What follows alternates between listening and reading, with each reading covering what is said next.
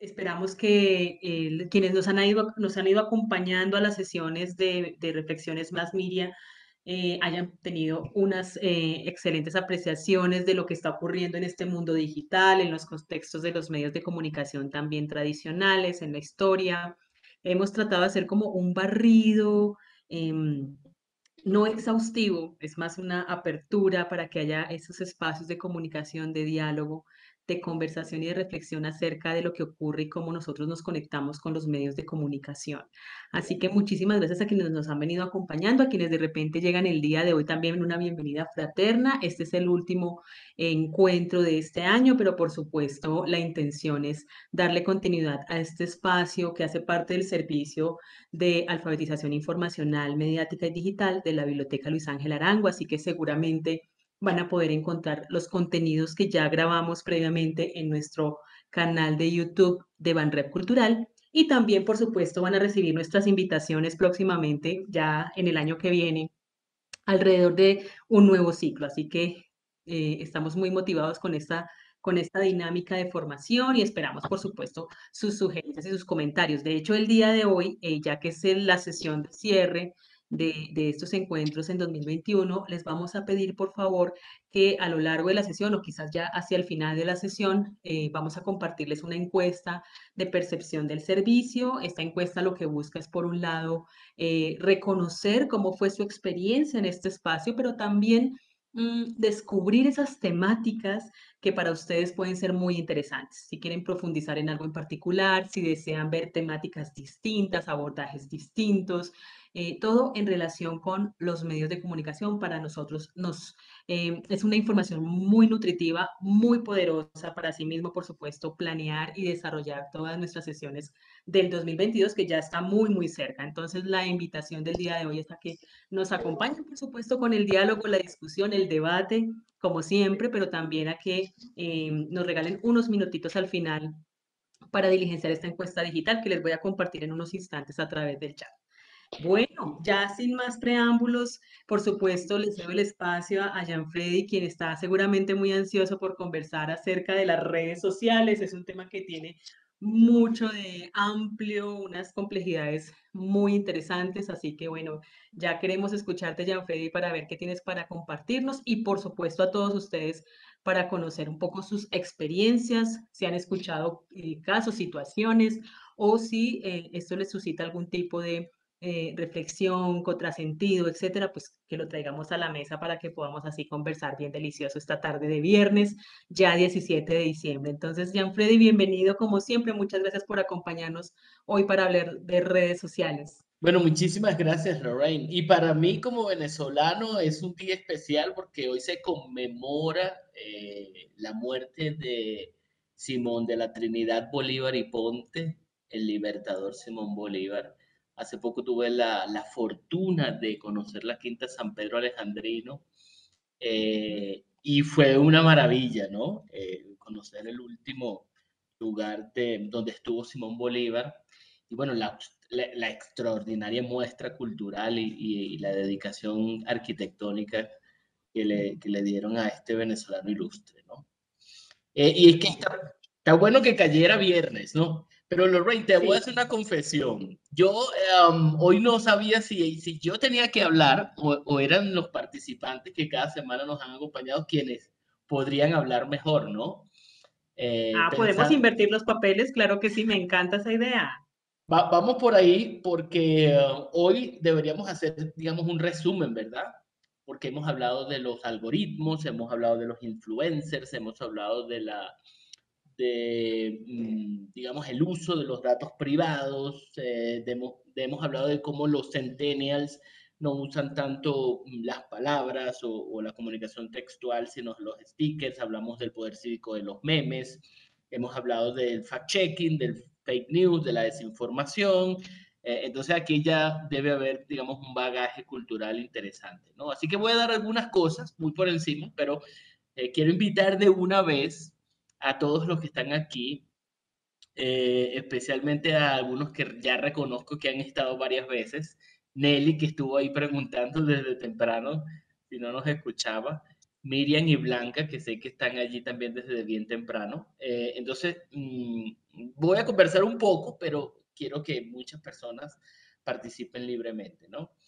Por eso les adelanté este ensayo académico, que creo que es muy reflexivo porque además tiene muchos de los conceptos que manejamos. Te voy a pedir, Lorraine, que me ayudes como siempre. Cuando yo nombre una cosa, tú rápidamente buscas los enlaces. Para quienes no han visto, tomen estos días para ver eh, The Social Dilemma, el documental que está en Netflix. En español a veces lo traducen como el dilema social o el dilema de las redes sociales, ¿no? En este documental, vamos a repasar un poco para quienes ya lo vieron, pero también para quienes no lo han visto, hablan las cabezas tecnológicas de quienes trabajaron y eventualmente renunciaron a redes sociales, ¿no? Hay varios exdirectivos de Facebook, de Twitter, de Pinterest, de Instagram, que cuentan algunos detalles interesantes para nuestra vida, ¿no? Y que tiene que ver con la gratuidad o la presunta gratuidad de las redes sociales, ¿no? Pero entonces voy a retrotraer un poco. En 2014 se sospechaba que las redes sociales iban a dejar de ser gratuitas, ¿no? Antes de que habláramos de algoritmos, antes de que se popularizara el término fake news, antes de que Donald Trump fuera candidato, algunas personas sospechaban que las redes sociales, que parecían ser una gran herramienta para los movimientos sociales, como también lo vimos, o para la comercialización de forma innovadora, o para la democratización de las comunicaciones, ya tú le podías escribir a tu atleta favorito, podías reclamarle a tu alcalde a través de Twitter, a través de Facebook, había una impronta de la ciudadanía, de las fundaciones, de las ONG, de las organizaciones ciudadanas. A través de las redes sociales se sospechaba que probablemente dejarían de ser gratuitas porque estaban prestando un servicio premium, eh, un servicio de alta calidad que parecía no tener contraprestación. Incluso muchas veces los debates tenían que ver con la sostenibilidad de las empresas tecnológicas después de la burbuja de las .com. Es decir, en los albores de Internet, a mediados de los 90, hubo un gran boom financiero de invertir en empresas .com, empresas digitales, cuando apenas estaban las primeras páginas web. No teníamos ni siquiera Google en ese momento. Y muchas se fueron a la quiebra sin producir ganancias. Muchas nunca encontraron un modelo de negocio. Y se hablaba de esta burbuja de las .com porque se invirtieron millones de dólares en algunas empresas que prometían ser innovadoras, llegar al futuro antes de que este apareciera, y no necesariamente eso generó dividendos, ¿no? O ganancias económicas. Incluso, ¿cómo no? Incluso todavía sucede. Hay un banco llamado New Bank, creado en Brasil y que acaba de llegar hace relativamente poco a Colombia y a México, que es el primer gran banco en cotizarse en bolsa y superar el valor financiero. Muchas de las instituciones financieras que ya existen en Latinoamérica, con una mujer embarazada a la cabeza como nota de color, con un colombiano en su directiva, pero que aún no genera ganancias, ¿no? Es decir, la gratuidad de Internet, que digamos es algo que inició como una de las bases de esta red de redes o esta autopista de la información, como se decía antes, tenía el gran debate o el gran reto de producir ganancias o de encontrar modelos de negocio innovadores, ¿no? Y por supuesto que el primero fue la publicidad, ¿no? Esos molestos anuncios o esos pop-up que aparecían cuando usabas Internet Explorer o Netscape, estoy yendo ahí en la arqueología digital, pero que parecía no funcionar, ¿no? Después la publicidad digital fue aprendiendo hasta ahora que tenemos la sospecha de que nos escuchan con el micrófono del celular. Y justamente una de las cosas de las que habla este documental y otros en los que se revela el escándalo de Cambridge Analytica es cómo Facebook ahora vale 7.000 millones de dólares, por ejemplo, o Mark Zuckerberg es un multimillonario, cómo Facebook es tan poderosa económica y tecnológicamente si lo usamos gratuitamente. ¿Qué pasa con Twitter? ¿Cómo gana tanto dinero? Por supuesto que, igual que Google, vemos claramente que hay anuncios publicitarios. Hay pagos por clic, pagos por impresión, hay muchos modelos distintos tecnológicos que tienen que ver con generación de publicidad. Pero la publicidad, justamente como habíamos visto con el tema de los influencers, la publicidad nativa trata de disimular o de parecer contenido. Y aquí está el tema de los algoritmos. Con Cambridge Analytica, que es una empresa que estaba en el Reino Unido y cuya filtración permitió saber que los datos privados y personales de los cientos de millones de personas que usan gratuitamente Facebook se habían usado a través del Big Data, ponerlo aquí, el Big Data, para producir una mezcla de contenidos o de información y publicidad para enfocar el voto hacia Donald Trump. Pero vamos un poco más atrás. La gratuidad del Internet hacía estos, digamos, retos económicos de crear una .com, un medio de comunicación o una startup, una empresa tecnológica, y que esto produjera ganancias. Lo primero era conseguir inversores, ¿no? Pero después tenías que crear un modelo de negocio. Cambridge Analytica, cuando se descubre que usaron estos datos para, digamos, inclinarse hacia un candidato, reveló cuál era el modelo verdadero. Y el modelo verdadero de los algoritmos, como habíamos conversado anteriormente, es retener atención, es decir, que tú pases la mayor cantidad de tiempo frente a la pantalla, usando lo que se llama la psicología de la persuasión, que ya se conocía en las maquinitas de los casinos. Es decir, pequeñas recompensas que estimulen psicológicamente la permanencia frente a la pantalla. Así como hay muchas luces en la maquinita y pequeñas ganancias que te hacen creer que puedes pasar toda la noche allí eh, de forma productiva, pero es un engaño para que uses cada vez más dinero, ¿no? Y eso está en las redes sociales a través de las notificaciones, de las promociones. Por ejemplo, te dice, alguien te ha etiquetado en una fotografía en Facebook, pero no hay manera de ver la fotografía hasta entrar en Facebook, ¿no? Entonces, lo de Cambridge Analytica no solo reveló el uso de millones de datos, es decir, no solo sus datos, sino los datos de todas las personas, para hacer predicciones que llegaban a la certeza. Es decir, no es solamente que utilizan tus hábitos de consumo, de búsqueda, de consulta y de información para generar avisos publicitarios que para pagar la presunta gratuidad de las redes sociales, para pagar que tú estés allí, ¿no? Sino que además el Big Data del Cambridge Analytica había revelado que había algo llamado growth hacking. El growth hacking es usar estos millones de datos no solo para generar publicidad o para generar el contenido persuasivo o adictivo, estas pequeñas recompensas para que tú te quedes, sino que habían encontrado una manera de usar estos datos para influenciar a una persona a que le termine gustando algo. Y es lo que hace que creamos que nos están escuchando por micrófono. Y por eso tú dijiste que te encantaría comer una pizza de tal restaurante y y te aparece el anuncio inmediatamente.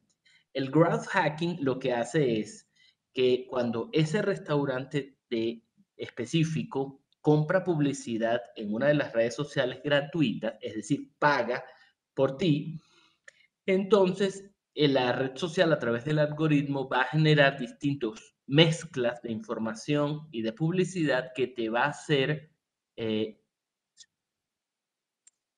te va a hacer querer esa pizza de ese restaurante. No sé si se entiende. Es decir, ellos van a influenciar no solo en tu deseo de compra, ¿no?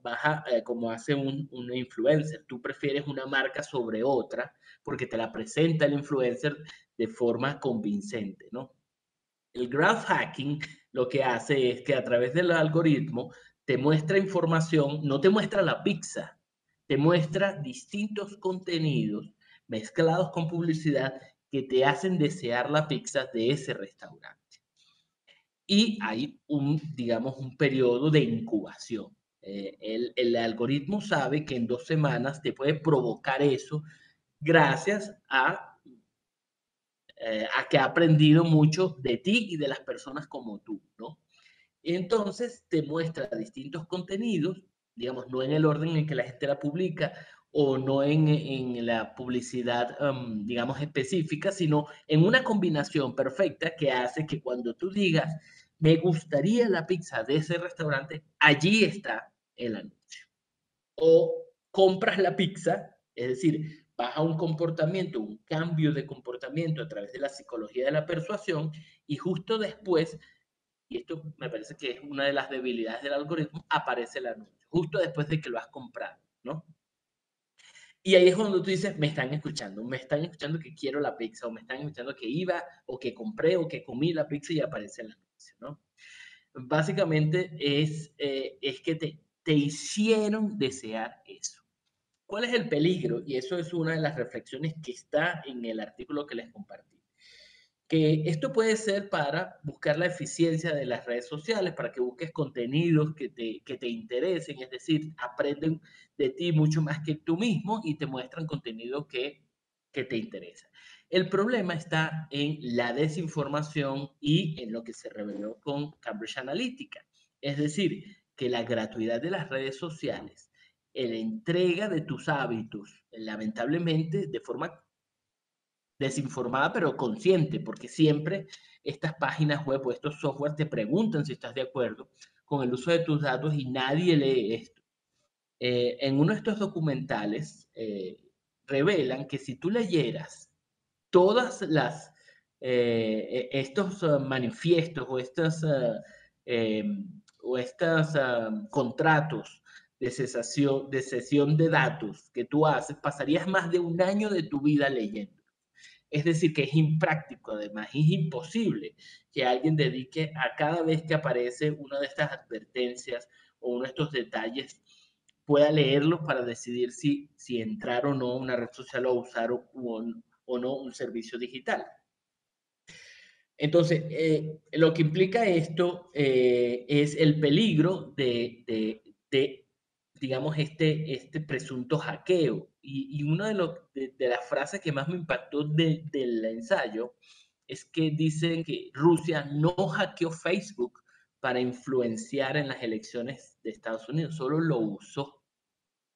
Es decir, el algoritmo se presta para eso. Ya anteriormente habíamos hablado cómo los desinformadores, los populistas, los grupos extremistas usan las redes sociales sabiendo que el algoritmo para buscar más atención va a preferir estos contenidos. Es decir, el problema del graph hacking y de la psicología de la persuasión es que entendió que mostrar contenidos nocivos, desinformantes, la tierra plana, antivacuna, narrativas de odio, hace que más personas pasen más tiempo frente a las redes sociales que otros contenidos. Y es que los algoritmos, que son, digamos, pasos específicos para lograr un objetivo a través de la inteligencia artificial, tiene un lado oscuro. Y el lado oscuro no estoy hablando de la maldad, sino que los ingenieros que desarrollan los algoritmos de inteligencia artificial pueden conocer gran parte del código y cómo funciona el algoritmo. Pero aún así, han confesado, y esto es lo más grave, que el algoritmo aprende más allá de lo que tú lo programes y no necesariamente los ingenieros saben cómo el algoritmo toma algunas decisiones, porque el algoritmo lo que aprende es cómo llegar a la misión, cómo cumplir el objetivo. Es decir, que todos ustedes o todos nosotros pasemos más tiempo frente a las redes sociales. Hay algunos pasos específicos, es decir, cómo capturar la información y cómo mostrarla, y hay otro que la inteligencia artificial aprende que no se muestra específicamente. Y entonces aquí uno piensa en Odisea en el espacio y el robot HAL, cómo aprende que para que la misión funcione tiene que asesinar a todos los seres humanos, ¿no? El error humano es inaceptable para esta inteligencia artificial en la película y decide, hay que eliminarlos a todos para que la misión continúe, ¿no? Esta es una reflexión que se ha tenido en distintas películas, pero es muy específica en esta de la inteligencia artificial de HAL 2000, ¿no? Y que se ha mostrado en distintas formas de ciencia ficción, que los robots se rebelan. Básicamente, el problema de la inteligencia artificial es algo que dijo Elon Musk hace 3 días, que la mayoría de los trabajos que desarrollan los humanos pueden ser reemplazados por la inteligencia artificial, ¿no? La toma de decisiones, tomando en cuenta millones de datos y cientos de miles de parámetros, va a ser mucho mejor que las de los seres humanos en eficiencia, en eficacia, ¿no? Probablemente no pasen muchas décadas para llegar a la creatividad, ¿no? A la originalidad o, o al instinto, pero los empleos, al parecer, en los próximos 5 o 10 años pueden ser reemplazados por la inteligencia artificial, gracias a todos los datos que hemos dado en las redes sociales gratuitas. ¿Qué pasa con los medios de comunicación? Pues que los medios de comunicación entran a las redes sociales y pensando en que van a impulsar sus contenidos, ¿no? Y muchas veces, y eso es una experiencia que he tenido con varios medios de comunicación y nos pasa en Colombia Check, tú tienes unas estrategias para difundir, distribuir tu información, pero estás supeditado al algoritmo, a las burbujas informativas. Recuerden que ya hablábamos que cada medio de comunicación es una burbuja informativa porque habla solo de un tema, ¿no? O de algunos temas y no de otros. Así como tus amigos hablan de, no sé, 25 temas, pero no de todos los temas del mundo. Existe, digamos, esta burbuja informativa. Entonces, cuando los medios de comunicación entran, pasan dos cosas. Uno, ceden todos sus datos al algoritmo y además están supeditados a esto. Es decir, compiten eh, en desigualdad con blogs, con web desinformadoras, con las nuevas, con las viejas. Es decir, no hay una regulación ni ética, ni profesional, ni tecnológica que permita que los algoritmos y la inteligencia artificial realmente tomen decisiones en pro de la humanidad, ¿no? Sino en pro de los objetivos comerciales de las redes sociales. Y en el fondo, este documental lo que dice es que el gran problema de las redes sociales es su modelo de negocio. Como son gratuitos para el usuario, entonces deben vender publicidad.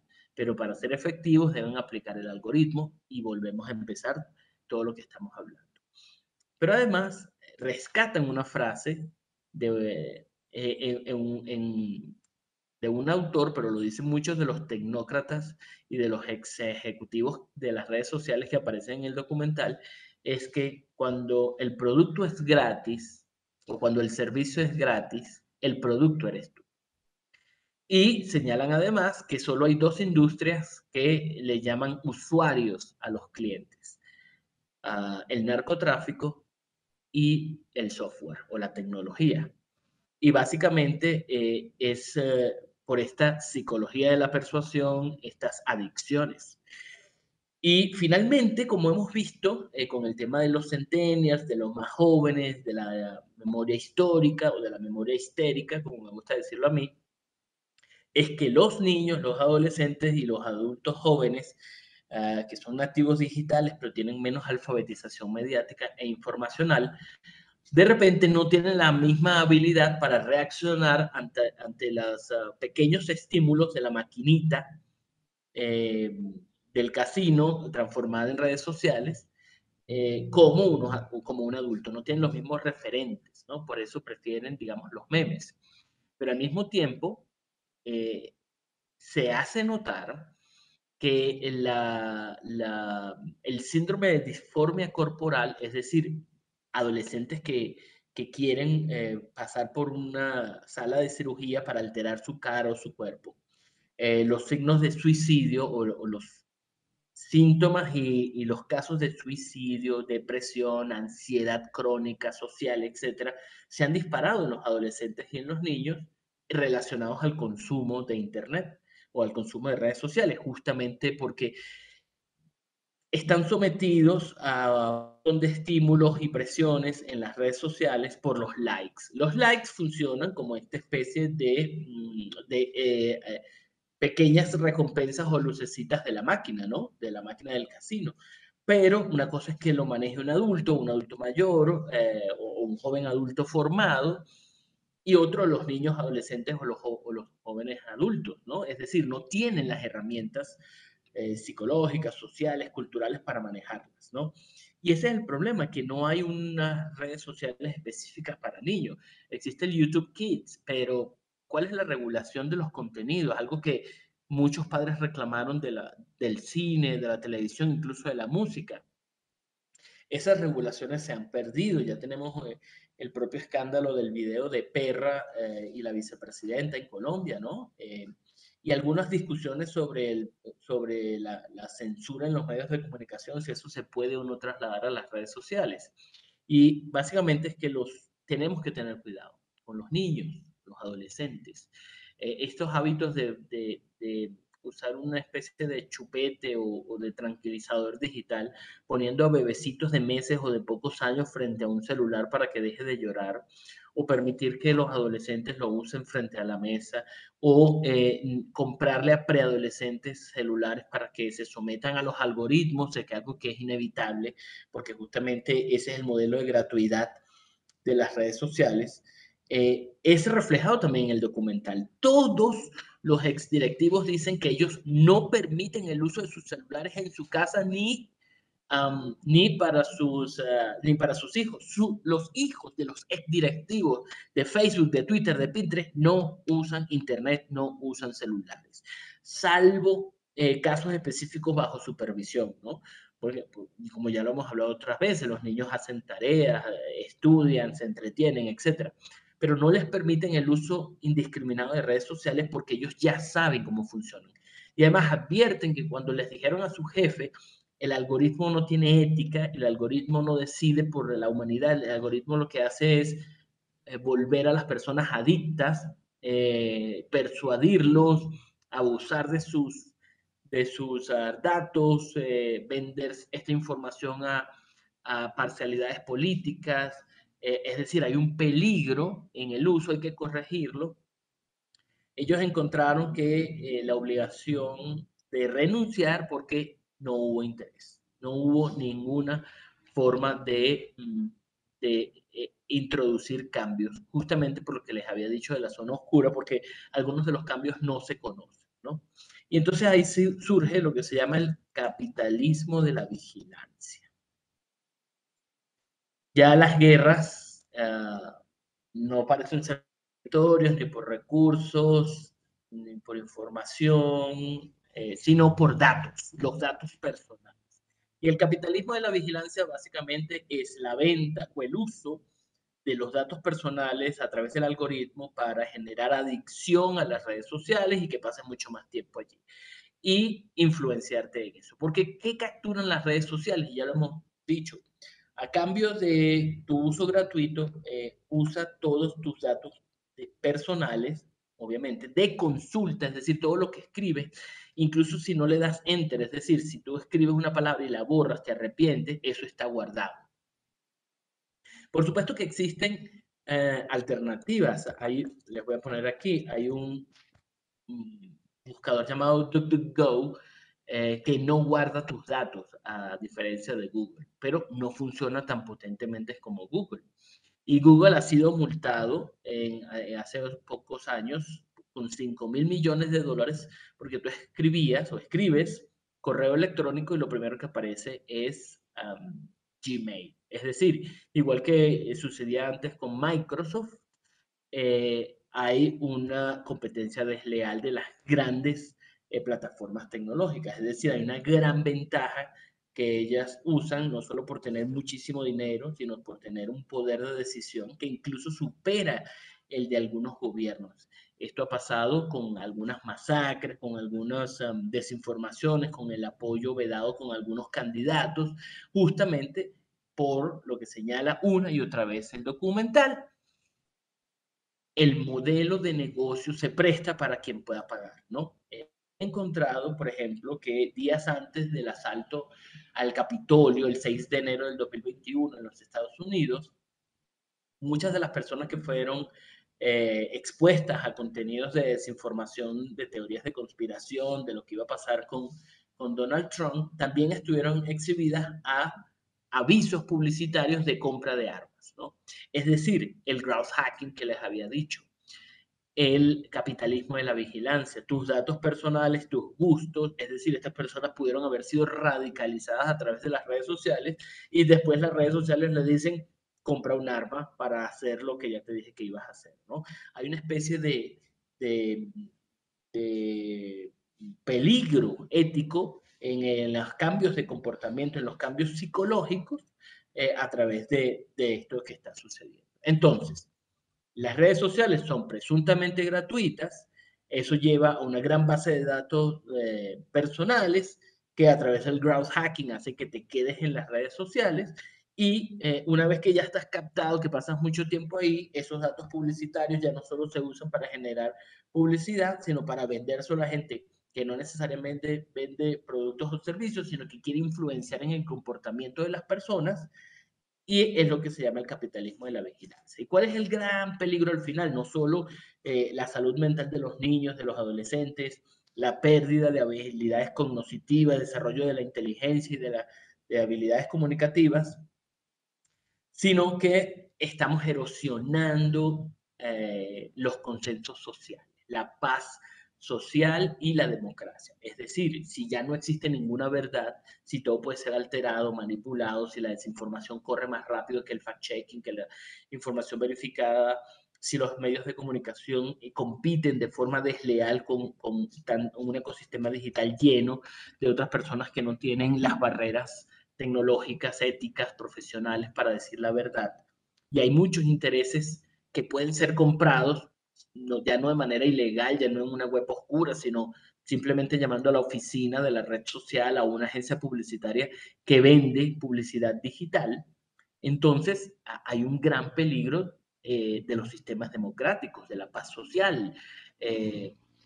Incluso, y aquí ya me gustaría conversar con ustedes o escucharlos, increíblemente, uno de los grandes peligros, y lo muestra el documental, es que tú puedes abrir un evento y se abre un evento, digamos, a favor de los derechos de las personas negras en Estados Unidos, Black Lives Matter, todos los movimientos de derechos civiles afroamericanos en una calle específica, en una ciudad, en una hora, y esta misma persona convocó a los racistas, a los xenófobos, a los supremacistas blancos al frente, ¿no? A una protesta al frente. Y después se descubrió que, bueno, había sido intencionalmente para crear un caos. ¿Y quién controla eso? ¿Cómo evitamos eso? Porque justamente estos eventos los tomó el algoritmo y mostró a unas personas uno de los eventos y el mismo evento creado por la misma persona se lo mostró a otros y llevó bueno, a un desastre público, ¿no? Una enfrentación pública con heridos y tuvo que llegar la policía, etcétera. Es decir, hay un inmenso problema con la gratuidad de las redes sociales y es que no hay estas barreras propias que le aplican a los medios de comunicación, por ejemplo, o a la publicidad y no hay unas barreras éticas o no hay unos controles, unas regulaciones para que este algoritmo actúe distinto con los bebés, con los niños y con los adolescentes. Bueno, con esto finalizo, digamos, la introducción, el repaso o la reflexión que estaba haciendo sobre la gratuidad de las redes sociales, pero me gustaría mucho escuchar los comentarios, las preguntas, las dudas que puedan tener a modo también de reflexión de todo lo que hemos escuchado y compartido durante tantos viernes. Bueno, no, pues mientras van levantando la manito, recuerden que tienen allí la posibilidad de levantar la manito para pedir el orden de la palabra. También pueden utilizar, por supuesto, el chat, quienes de repente se manifiestan mejor por escrito y desean hacerlo de esta manera.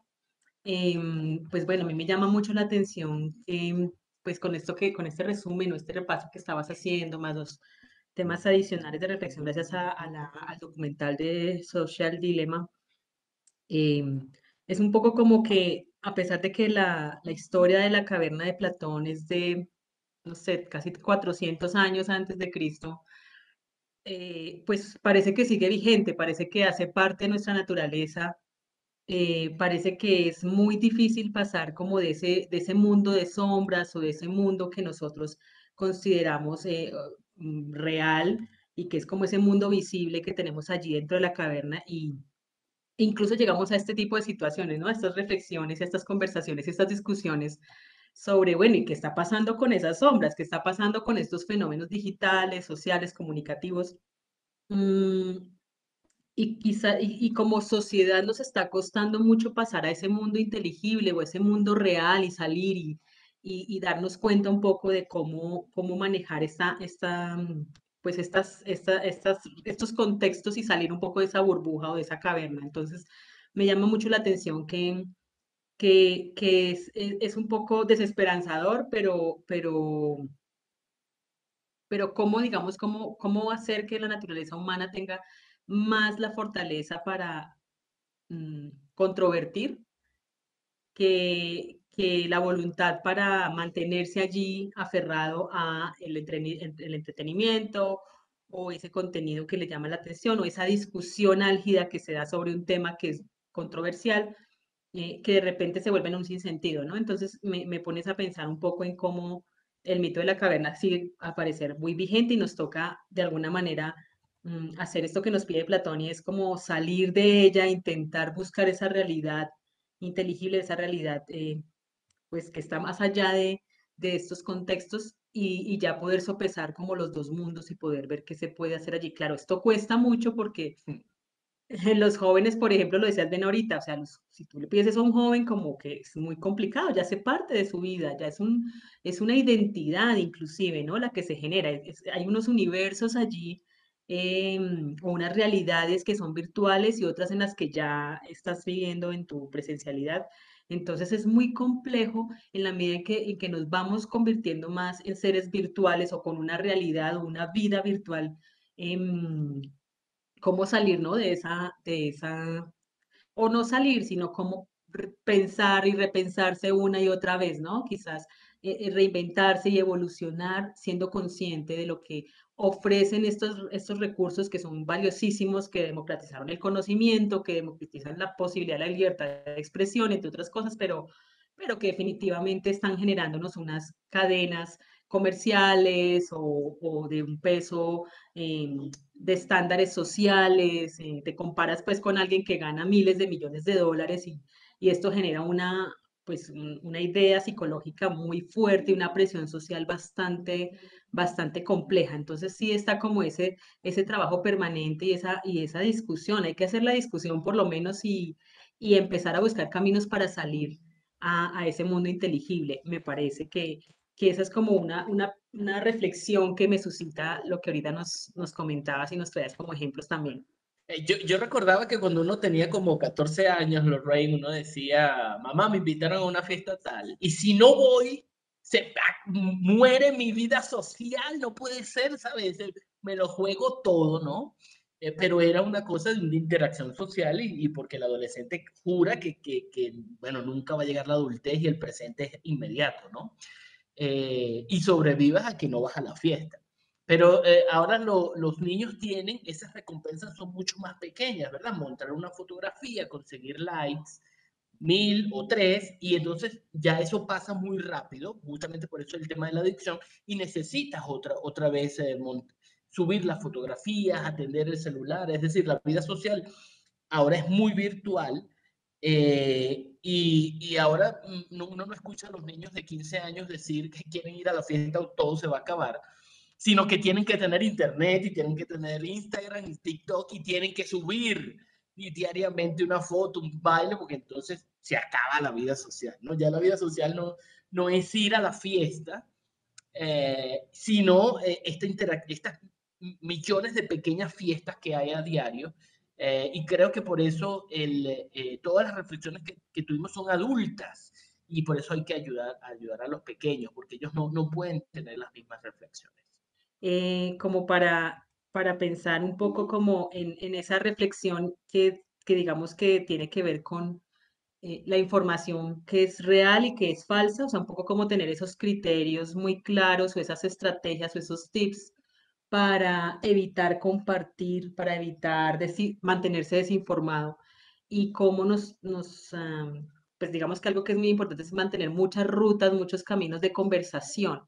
Entonces, si yo estoy en una biblioteca, tengo la oportunidad de descubrir escritores cercanos, escritores de mi ciudad, pero también tengo la fortuna de encontrarme con escritores latinoamericanos, europeos, asiáticos, es decir, el mundo se me abre y quizás con los medios de comunicación percibo que pasa lo mismo. Ahora lo tenemos a un toque de celular, a un clic de distancia, esa posibilidad de contrastar fuentes de información incluso en otros idiomas. O sea, ya puede uno leer una primera plana en hebreo si quisiera y darse en cuenta un poco de cómo los medios de comunicación en otro lugar del mundo manifiestan sus realidades y evidencian sus problemáticas más sentidas o sus logros más, digamos que sociales más favorables. Entonces, digamos que yo pensaría que otro camino, o que hay que, además de la reflexión, es como un camino para pasar a evitar esas desinformaciones, es controvertir, pero también empezar a leer mucho,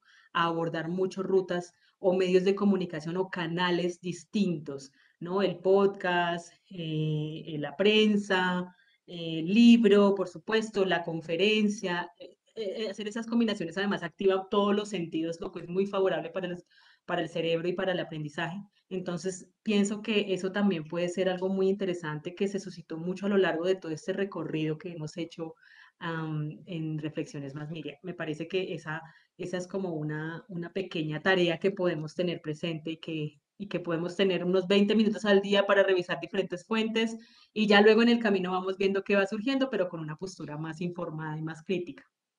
Bueno, me hace pensar que si todos los participantes abrieron los enlaces de los estudios, de todos los enlaces que estaban en las presentaciones, entonces han arreglado un poco el algoritmo, ¿no? Y creo que eso es importante, es decir, el algoritmo se le puede hackear, se le puede hacer ese pequeño truco siendo responsables con lo que vemos y buscando justamente de forma activa esas fuentes alternativas, ¿no? Que creo que es la gran lección que repetimos varias veces durante estos viernes, es que tienes que activamente ser responsable de buscar otras fuentes. Si solo te quedas con lo que te va a mostrar Facebook o Twitter, te va a pasar todo lo que hemos hablado. Y hace unos pocos días estaba hablando con una investigadora, una mexicana que está haciendo un doctorado sobre si los medios de comunicación están interesados en publicar información verificada y el fact-checking. Y lo que ella me dijo es que la mayoría de los directores de medios le dijeron que no tienen tanto interés en publicar información verificada. Me pareció sorpresivo que se lo admitieran, ¿no? Que lo que la mayoría de los medios digitales tradicionales, por supuesto, están interesados en publicar muchas noticias, un volumen alto de noticias, y por eso contratan estos nativos digitales, estos jóvenes universitarios que a veces no han egresado para que monten muchas noticias, ¿no? Y si son falsas y si algún verificador o la propia audiencia se lo dice, borran y siguen adelante, pero no ponen controles para evitar que información falsa o engañosa no, que no pase los filtros éticos y profesionales sea publicada. Y ese es el gran problema, es decir, están actuando como los desinformadores. Es decir, los medios de comunicación saben que los algoritmos toman estos contenidos y se los muestran a muchas personas. Es decir, hay una reflexión ética que también los medios de comunicación tienen que tomar. Lamentablemente he estado en algunas charlas donde directivos dicen, el problema es que los jóvenes periodistas de ahora no son como los de antes, no son tan buenos. Es muy fácil decir eso, ¿verdad? Pero la responsabilidad de contratar a los mejores, de establecer estos códigos de conducta periodística, de esta autorregulación de los medios, es esencial. Pero bueno, Gary levantó la mano y ya basta de que nosotros hablemos, vamos a escuchar. ¿Cómo están? Les saludo desde Tulcán, es la frontera de Ecuador y Colombia. Bueno, yo quería hacerles una consulta de lo último que dijiste. Eh, ya las audiencias o los públicos, los usuarios, han mutado muchísimo, ¿no? Y en lo que yo me he percatado es, por ejemplo, que los adolescentes y la gente hasta unos 25, 27 años ya no consume medios tradicionales, ¿no? Y tú te das cuenta que eso hace que las conversaciones cambien. Por ejemplo, te topas con novedades que un chico o chica de unos 23, 24 años no está así como tan enterado de cosas súper importantes como, qué sé yo, impuestos, el tema salud, el tema seguridad social. Sobre esto que les comento, que bueno, las nuevas audiencias ya no, tal vez no llegue a ellos ese tipo de noticias. ¿Cómo le ven ustedes esta cuestión? Bueno, creo que hay un ejemplo, gracias Gary, creo que hay un ejemplo muy, muy claro en lo que pasó con la elección de los consejos de juventud. Solo 1 millón de jóvenes participaron porque les daban el 10% de descuento para sacar el pasaporte u otras cosas, ¿no? Incluso hablé con tres amigos que podían votar y me dijeron que votaron con los ojos cerrados a cualquiera, ¿no? Porque querían el 10% del pasaporte, ¿no? Y entonces ellos, los tres dieron una excusa que me parece que es revelador, Gary. Ellos me dijeron, es que no me llegó la propuesta de ellos. Es decir, para ellos no hay ninguna responsabilidad, como señalas, que uno tenía antes de comprar el periódico o de elegir una buena película o de elegir un buen libro, ¿verdad? O de compartir con otras personas que has leído, que has visto, ¿sí? O ver el noticiero para tener un repaso rápido o escuchar la radio mientras llegabas al trabajo. Las tres personas me dijeron que la responsabilidad era de que la información debía llegarles, ¿no? Como pasaba con los memes. El meme tiene que llegar al teléfono, es decir, ellos sentían que como la información no estaba frente a la pantalla, tal cosa no existía. Sin embargo, hay que poner el pero de que sí se enteraron del 10% de descuento para tramitar el pasaporte. Es decir, que sí hay algo una, un consumo, una consulta interesada. Lamentablemente, Gary, vemos que la adolescencia parece ser muy tardía ahora, ¿no? Que creo que el gran problema es que la adolescencia se acababa a los 16 años y ahora pareciera que se acaba a los 30, ¿no? Es decir, los millennials siguen siendo adolescentes hasta los 30. La selfie, el like, el TikTok parece extenderse mucho más, ¿no? No es una cosa de niños y adolescentes, ¿no? Entonces, esta actitud rebelde de no me interesan las noticias o el impuesto o la reforma, etcétera, parece extenderse mucho más. Y muchos dijeron, tras el millón de personas que votaron en los consejos de juventud, es los jóvenes protestan pero no votan, o los jóvenes que protestaron no votaron. Y los resultados fueron reveladores. Los dos partidos que recibieron más votos fueron el Partido Liberal y el Partido Conservador. La gente decía, estamos en 1850 entonces. Es decir, después de tantas protestas, tantos movimientos, las cosas parecen de hace 60 años, ¿no?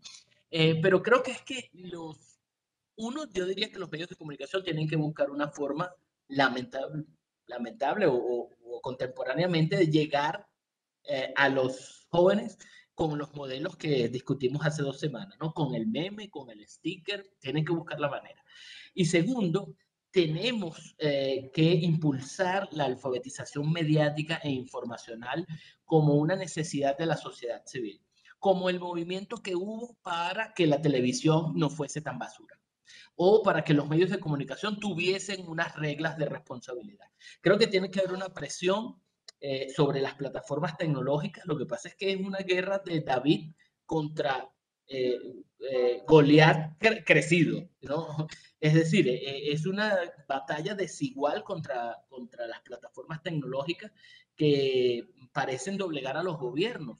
Hace poco se hizo viral la audiencia de Mark Zuckerberg frente al Congreso y el congresista le preguntaba a Mark Zuckerberg, ¿tú me puedes decir cómo se llama el hotel donde te hospedaste y cuáles fueron las últimas 5 personas a las que llamaste por teléfono? Y él dijo, no, no me sentiría cómodo haciendo eso. Y él le dice, sí, pero Facebook se lo hace a todas las personas sin preguntárselo. Y dice, peor, preguntándoselo, pero sin que la gente sepa que se lo están preguntando, ¿no?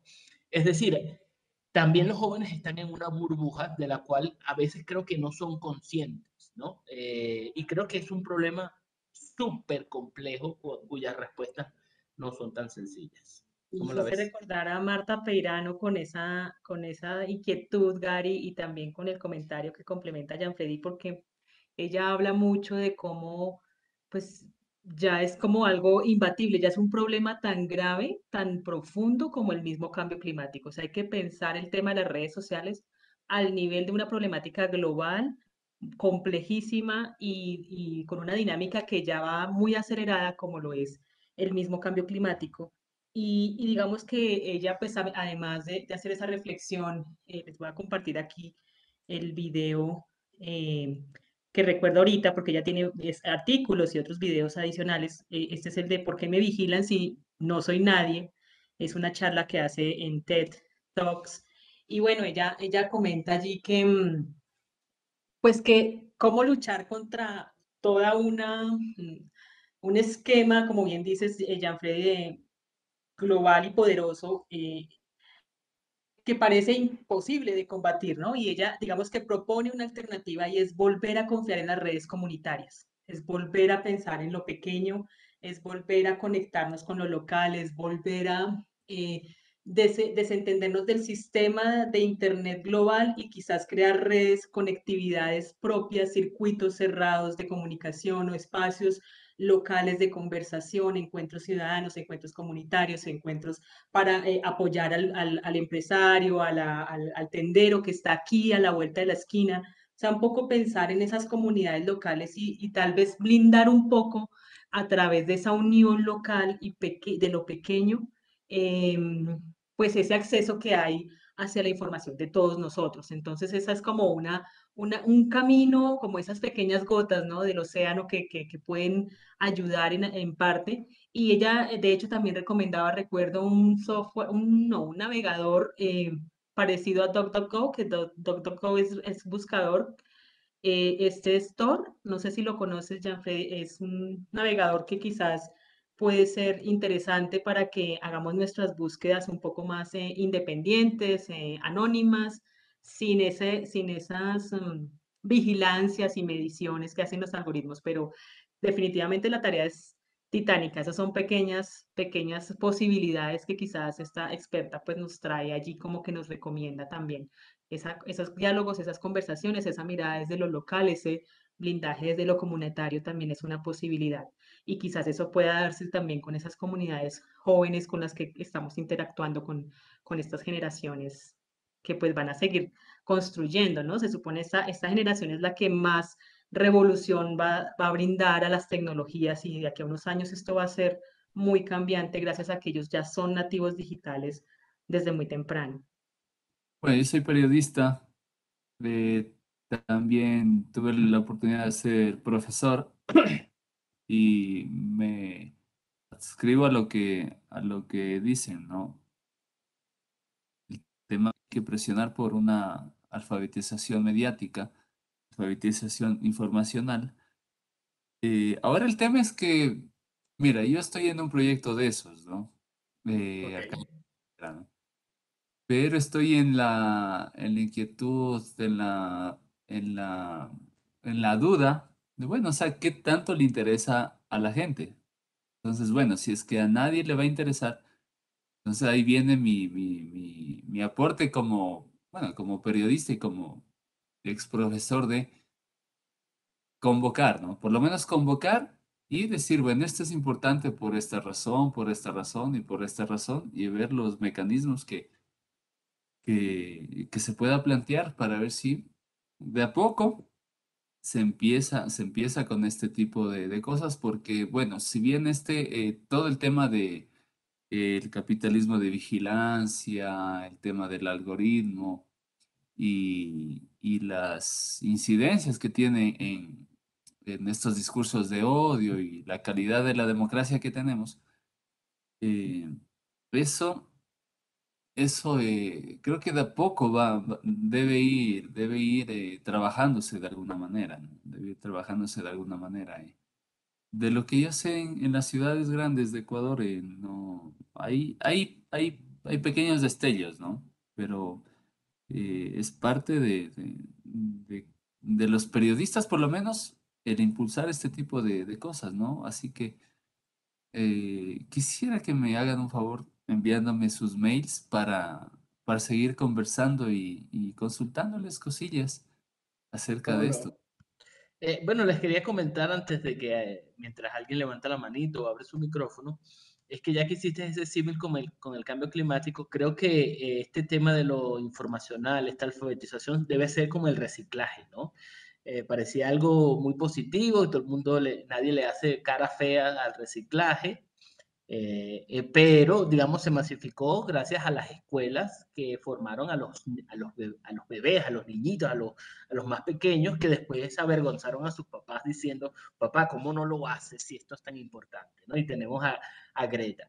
Entonces, necesitamos una Greta de la desinformación. Entonces, Gary, lo que hay que hacer es formar estas pequeñas Gretas que vayan a tener vocería, que vayan a regañar a los papás sabiendo este tema informacional, este tema mediático con más responsabilidad, ¿no? Es decir, yo creo que hay que empezar desde abajo para...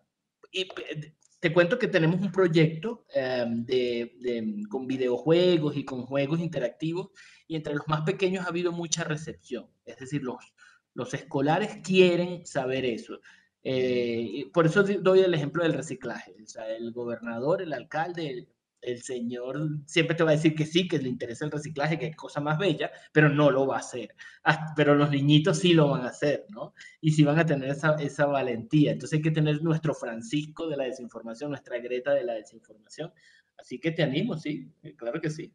Yo acabo de compartirles nuevamente el vínculo a las presentaciones y al ensayo que justamente nos compartiste, Gianfredi. Muchas gracias, lo vamos a leer seguramente y lo vamos a contrastar con palomitas y Netflix junto al dilema de las redes sociales. Y yo quería como hacerte una pregunta, y bueno, ya que Gary también es periodista, seguramente en Latinoamérica está pasando esto de los cambios de presidentes, digamos, de congresistas o de personas que están, digamos, en el gobierno. Eh, ¿Qué nos recomiendas para hacer alfabetización sobre estos asuntos, ¿no? O sea, cómo hablar de política sin hablar de política, cómo motivar a que estos jóvenes, además de que yo vi bastantes campañas de los consejos juveniles y había unas cosas maravillosas, unos proyectos maravillosos, uno decía, wow, la gente está trabajándole mucho a meterse en asuntos de cambio y de transformación de sus localidades desde muy temprano, qué rico ver eso, pero cómo hacer... em, para que de repente podamos informar a la gente sobre estas campañas o lo que es falso, porque también se mueve mucho esto, ¿no? De pronto eso también hace parte de la estrategia a veces política y es como desinformar, utilizar información que no es tan confiable o desacreditar, bueno, no, como tantas oportunidades que a veces se aprovechan mal para poder mover una candidatura u otra, ¿no? Entonces uno se pone a pensar, bueno, sería muy rico que en el 2022, que en Colombia es un año en el que vamos a tener unas elecciones álgidas y luego pues ya vendrán las presidenciales nuevamente, pues sería interesante poder aportar con algo, ¿no? Como con alguna estrategia para la información. No sé si ya desde Colombia Check tengan algún plan frente a esto o si hay otras organizaciones que de repente ya lo puedan potenciar también, pero digamos como que sí me queda como eso por ahí en el tintero y quería aprovechar el espacio para ver qué se pudiera hacer o qué nos recomiendas. Como red cultural, claro, no somos expertos como ustedes en el periodismo, pero podemos crear alianzas y podemos buscar caminos de encuentro, de sinergia. Bueno, voy a rescatar algo que se me había quedado en el tintero, y es citar al poeta colombiano William Ospina, que él decía que la nueva rebeldía de los más jóvenes iba a ser soltar el celular, dejar el consumismo e irse al campo, ¿no? Pero yo creo que estaba pensando en personas como Greta, ¿no? ¿Verdad? Y creo que lo acertó. Creo que el poeta todavía no lo vio con el tema de la desinformación, ¿no? Como estos jóvenes, digamos, se pueden rebelar contra esto, ¿no? Porque hay un interés, por supuesto, hubo candidatos, planchas, y dentro del millón de jóvenes que votaron, quiero pensar que una cantidad interesante lo hizo sabiendo que era un mecanismo de participación y de incidencia importante, ¿no? Entonces creo, ya que hablamos hace algunos viernes también sobre los medios comunitarios, que tiene que haber una especie de doble rebeldía. Uno, esas redes alternativas, comunitarias, fuera de línea incluso, tienen que funcionar. Incluso yo les voy a dar el ejemplo de que la red de activismo de migrantes venezolanos en Colombia funciona fuera de Internet, por ejemplo, ¿no? Ellos no lo están haciendo en Internet. Ustedes pueden navegar en Internet y no se va a ver, digamos, ese trabajo que se está haciendo. Ese 1.800.000 de personas que llenaron una encuesta digital, y que la mayoría no lo hizo metiéndose en Internet, sino que otras ONG fueron y ayudaron a personas analfabetas o que no tenían Internet o que no tenían celulares a llenarlos. ¿Sabe? Hubo un esfuerzo fuera de línea para cumplir un requisito digital que pensó el Estado, y que no siempre, digamos, se alcanzó, ¿no? Y todavía hay un porcentaje de personas que no saben que eso existe. Y eso mismo lo vemos magnificado. En Colombia Cheque estamos pensando hacer varias cosas. Uno, en la tecnología, por suerte nos hemos juntado con Twitter y con Kwai, lo cual es fundamental, mientras estamos buscando a TikTok, para hacer alfabetización mediática, ¿no?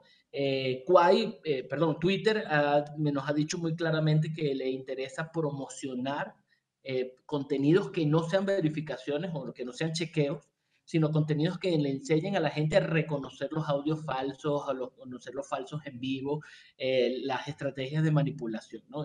Eso está bueno. Nos dieron solo $10.000 para el 2022, lo cual creo que es insuficiente, pero hay un interés de hacer a futuro algo, ¿no?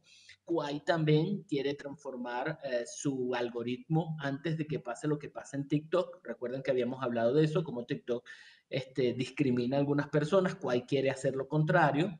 Estamos ahí todavía conversándolo. Tienen además un equipo de ética y cumplimiento social que no existía antes, ¿no? Es decir, ellos nacieron con eso. Creo que hay un esfuerzo. Pero la segunda rebeldía, si hablo de las primeras redes alternativas, es que los jóvenes tienen que presionar, es definitivo, a las plataformas tecnológicas. Porque mientras el algoritmo siga promocionando desinformación, siga utilizando o abusando de los contenidos o de los datos personales, puede ser muy cuesta arriba promocionar contenidos verdaderos, contenidos verificados o contenidos útiles como esta es la propuesta de mi partido, o a los consejos de juventud, ¿no? Y ante eso nos vamos a enfrentar el año que viene. Lorraine, te digo que nosotros vamos a duplicar nuestra nómina profesional para tratar de atender esta infodemia electoral que vamos a vivir, que, que además tuvimos ya una pista. Cuando Alejandro Gaviria se lanzó de precandidato, vimos una pista de lo que va a suceder. Fíjate lo que le sacaron todo el pasado, verdad, mentira y medias verdades. Y las medias verdades son las más peligrosas, ¿no? Que si lo dijo, que si no lo dijo, que si publicó en el blog, que si es amigo de no sé quién, que si es primo segundo de tal. Es decir, información que no necesariamente es programática o filosófica o partidista, sino temas personales que no tienen nada que ver. Ya lo hemos visto con Uribe y con Petro, ¿no? Lo ponen en fotografías con Mickey Mouse, con Osama Bin Laden, es decir, tratan y cuando ya tú ves la foto de alguien al lado de Mickey Mouse o de Osama Bin Laden, ya tienes una impresión, aunque la foto sea falsa, ¿no? Justamente lo vimos en el meme. La gente termina creyendo la imagen o alimentándose de la imagen. Entonces, vamos a tener un bot de WhatsApp que le va a responder automáticamente a las personas que nos hagan preguntas sobre desinformación. Si preguntan, ¿esta foto de Mickey Mouse con Osama Bin Laden es verdadera? El bot le va a responder inmediatamente, ¿no? Algo que humanamente no podemos. Es decir, siempre vamos a utilizar estas tecnologías que también están usando las plataformas o los desinformadores para tratar de hacer el bien. Pero le vamos a poner mucho énfasis a la alfabetización. Esto no se queda en palabras, es decir, tenemos que enseñarle a la gente a reconocer los contenidos, a consumir críticamente los medios de comunicación. Vamos a hacer una alianza con 50 medios de comunicación, especialmente los pequeños, alternativos, digitales, comunitarios, para hacer llegar la información a las comunas, las veredas, los municipios, escucharlos especialmente, ¿no? Lo que nos tengan que decir lo más lejos posible. Nos interesa mucho Ipiales, Nariño, Bichada, es decir, en la frontera. Estamos hablando, bueno, de unas circunstancias distintas, ¿no? Una elección, 5 años del acuerdo de paz, la última elección presidencial habían 50.000 venezolanos viviendo en Colombia. Es decir, estamos viviendo una cosa absolutamente distinta. Vamos a ver desinformación nueva que no habíamos visto. Y hay que formar, hay que educar a la ciudadanía, porque de verdad que los fact-checkers vamos a hacer un esfuerzo, pero no va a alcanzar. Yo sé que no va a alcanzar, como pasó en el paro nacional, que la gente compartió fotografías y videos del 2019, del 2020, de Chile, de Brasil, de Honduras, de México, de Venezuela, y el sesgo de confirmación les hizo creer que eso estaba pasando, o que si no estaba pasando, valía la pena denunciar a la policía solo para que, ¿sabe? Porque la causa era más importante. Y recuerden que en algunos estudios que hemos citado, muchas personas creen eso, que vale la pena compartir información falsa si abona a la causa que tú crees correcta, ¿no? Es decir, lo correcto sobre lo verdadero es peligroso. Entonces, bueno, eso es uno de los montones de cosas que estamos haciendo y te cuento, Lorraine, que eso es a nivel latinoamericano. Lo que hicimos con la pandemia lo vamos a hacer todos los fact-checkers latinoamericanos que tenemos sospecha que el tema de migración, cambio climático y violencia de género se va a repetir en todos lados vamos a conjunto en toda la región para verificar contenidos que tengan que ver con eso. Espero que te haya dado un fresquito, un alivio, una pequeña... Claro que sí, no, qué bueno que estén tan estratégicamente organizados y con tantas posibilidades online y offline. Eso es bueno, como que pensarnos también fuera de las pantallas, a pesar de que es una realidad y que es una necesidad, pues también es bueno llegar, como bien dices, a esas comunidades que definitivamente no consumen estos medios de esta manera que nosotros creemos, ¿no? De la forma en que nosotros lo hacemos. No, muchas gracias y bueno, vamos a ver qué sinergias podemos crear y también cómo podemos apoyar desde el pensamiento crítico y desde la postura cultural también un poco para asimismo potenciar otras posibilidades, otras lecturas, otras formas de conexión con esta nueva ola de información que nos va a empezar a llegar, que ya está llegando, de hecho, que ya se está consolidando. Bien. Bueno, así como hacemos memes y hacemos TikTok, podemos hacer exposiciones fotográficas, podemos hacer cineforos. A mí me parece todavía que ver El Gran Dictador es útil, ¿no? Ver a Charles Chaplin imitar a Hitler, que creo que todavía es útil. O ver El Señor de las Moscas, me parece que todavía tiene una reflexión. 1984, bueno, eso no tiene... es decir, creo que todas estas películas tienen reflexiones interesantes, o el documental El Testigo, me parece que repasar la vida del fotógrafo que narró la guerra, o sea, creo hay oportunidades, ¿no? Ahí nos Hay inventamos algo en el oportunidades. 2022. Hay frentes por donde trabajar, qué bien. Freddy, gracias por la conferencia. Quería preguntarle que a propósito de lo que pasó con las personas disparando desde camionetas en el paro, ¿qué fuente considera usted confiable, digamos, para saber realmente quiénes eran las personas o cuáles eran los móviles detrás por toda la desinformación que hubo, bueno, no, poca información que hubo sobre eso, de las Bueno, personas disparando desde camionetas a comunidades indígenas, si no estoy mal? Bueno, te voy a recomendar, por supuesto, la casa Colombia Check. Ya te voy a publicar nuestro especial, ¿qué pasó en el sur de Cali el 9M con la Guardia Indígena y los hombres de blanco? Porque además lo que me parece más interesante de eso, ya te lo voy a compartir, es que nosotros nos tomamos un mes en hacer el análisis digital forense de 31 videos que publicaron en redes sociales, ¿no? Es decir, hay 31 distintas realidades, ángulos, trocitos de realidad, ¿verdad? Que la gente pudo haber sacado conclusiones viendo 1, 2, 10, 25, pero nosotros vimos 31. Pero además lo colocamos en un mapa 360 cronológicamente, no solo para ver el video, sino cuándo había pasado, dónde había pasado, desde dónde se había grabado para encontrar una realidad, ¿verdad? Además, revisamos 2 chats vecinales de WhatsApp, donde, bueno, vimos de todo. Entrevistamos a 7 testigos y pudimos encontrar algunas conclusiones que te las voy a adelantar. Uno, la minga indígena no disparó ningún arma de fuego. Ellos respondieron con cohetones, fuegos artificiales, no encuentro la palabra específica usada aquí en Colombia, pero usaron fuegos artificiales en respuesta a los disparos, ¿no? Personas de blanco dispararon justamente después que cierta desinformación circuló en WhatsApp. Imagínate lo importante de esto. Empiezan unas mentiras o unas narrativas en WhatsApp, ¿sabes? Vienen los indígenas, vamos a defendernos. Y los vecinos apoyaron a un grupo de personas que utilizaron armas traumáticas y armas de fuego, pero que lo que encontramos es que hubo una coordinación, ¿no? Hubo una coordinación entre los contenidos que se distribuyeron en WhatsApp y la actuación de ciertas personas. Entonces ahí te dejo ese especial. Por supuesto que también te recomiendo leer 070, La cola de la rata, Baudó. Hay muchos otros medios alternativos que hicieron una buena cobertura, una cobertura alternativa, una cobertura reposada, es decir, no salieron al día siguiente, sino salieron a la semana, a las 2 semanas, a los 3 meses, porque había que analizar con mucho cuidado los contenidos, pero además hacer un análisis de narrativas, ¿no? Porque hubo unas narrativas estigmatizantes, unas narrativas con las intenciones de generar cierto rechazo que no tenía que ver con las razones de la protesta. Y que, por ejemplo, recientemente verificamos algo que presuntamente el Banco de Alimentos de Cali, de la arquidiócesis, iba a alimentar a la minga, ¿no?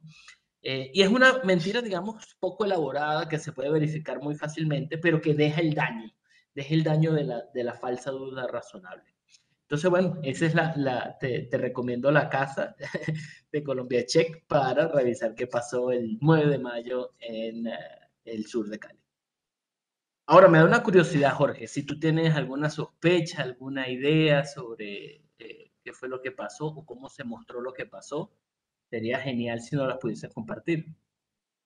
No, es que yo ahorita recuerdo que unos compañeros de la universidad fueron los que analizaron eso desde diferentes medios. Entonces, pero yo no fui el que hizo el análisis. ¿Y las conclusiones de ellos fueron similares a las que te estoy comentando o qué pasó?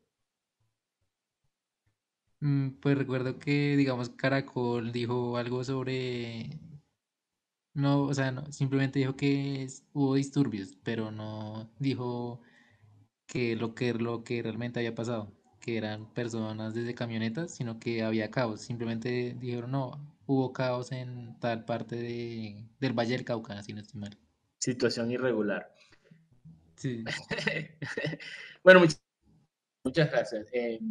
Bueno, lee el especial y compártelo y después nos comentas. Ahí te damos el correo electrónico, estamos a la orden. A menos que alguien decida participar, que por supuesto también es bienvenido o bienvenida, pues les invitamos a, bueno, obviamente les agradecemos por estar en este espacio, pero también les invitamos, como les comentaba al inicio, a que nos comenten cómo les ha parecido este ciclo en general.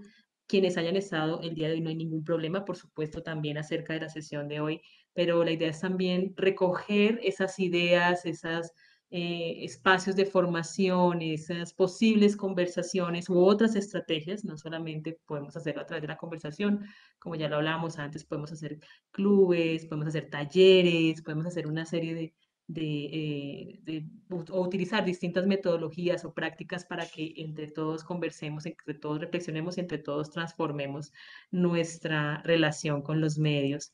Em, Muchísimas gracias nuevamente. Estamos más que felices por la participación de este año, también por las conversaciones, por las inquietudes que son siempre bienvenidas y nos ayudan a ampliar la conversación y atender inquietudes que de pronto están por allí entre líneas. Y bueno, a Freddy, por supuesto, por tomarse este tiempo junto a nosotros, acompañarnos a la Red Cultural del Banco de la República y específicamente a la Biblioteca Luis Ángel Arango en este nuevo camino que empezamos este año desde la alfabetización mediática. Ya habíamos trabajado mucho tiempo alfabetización informacional, hace tal vez unos 4 o 5 años empezamos con la alfabetización digital y llegó la hora de ahora incluir este nuevo rumbo que también sabemos tiene mucho por dónde trabajar. Entonces, Gianfredi, no más sino palabras de gratitud y por supuesto esta es tu casa. También, por supuesto, agradecemos todo lo que nos puedas compartir en el camino. Ya nos diste el correo electrónico, entonces genial que quienes quieran o deseen conversar, continuar la conversación con Gianfredi lo puedan hacer. Muchas gracias también por esa apertura. Ya te copio, Gary, en un momento el resto de videos, te los voy a compartir en un instante a través del chat, en lo que quizás las personas que deseen puedan ir contestando la encuesta de servicio. No sé si, Gianfredi, quieres hacer alguna reflexión de cierre o de cierre, porque sabemos que esto puede tener mucho más mucho más que decir, mucho más por qué trabajar. No, bueno, yo solo estoy agradecido, creo que es de las mejores experiencias que he tenido este año, conversar viernes a viernes, qué lástima que hoy hayan estado como penosos, como callados, pero solo pienso en lo que puede venir, ¿no? En las charlas que podemos tener, en las actividades, en las iniciativas que pueden surgir en el 2022, bueno, en los menores espacios libres que voy a tener. Después de que se elija presidente, hablamos más relajadamente. Pero no, estoy feliz de todos estos viernes y un jueves que tuvimos. Y bueno, nada, despedirme con mucho cariño, desearle feliz Navidad y feliz Año Nuevo y que le pidan hallaca venezolana a su amigo migrante más cercano.